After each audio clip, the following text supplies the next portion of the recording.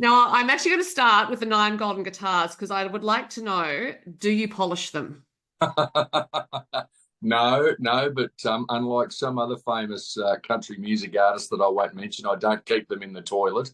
Uh, I don't have them in the bathroom. I've got them up on my shelf in the lounge room. They take pride of place. But no, I must admit, I don't really polish them. I do the housework at home, but I must get around to the golden guitars and wipe the dust off them.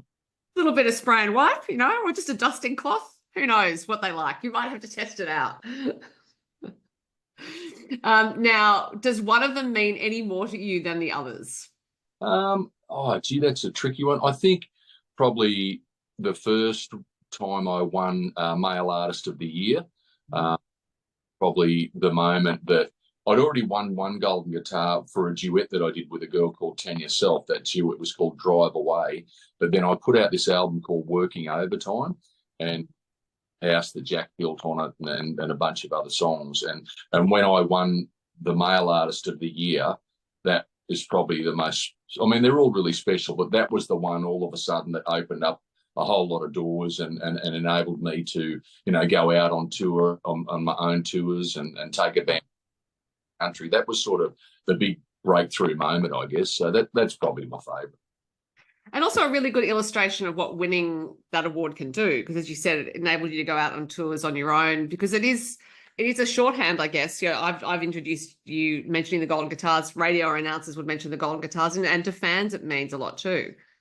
Yeah, it does, and it's still a really special thing. I mean, back in those early days, I'm talking like the 2000s. I think that year, I think it might have been about 2000, 2001 or two or something when I got that. But if you won album of the year and male artist or something, well, that basically was the equivalent. You could guarantee that you would sell an extra 10,000 copies of that album.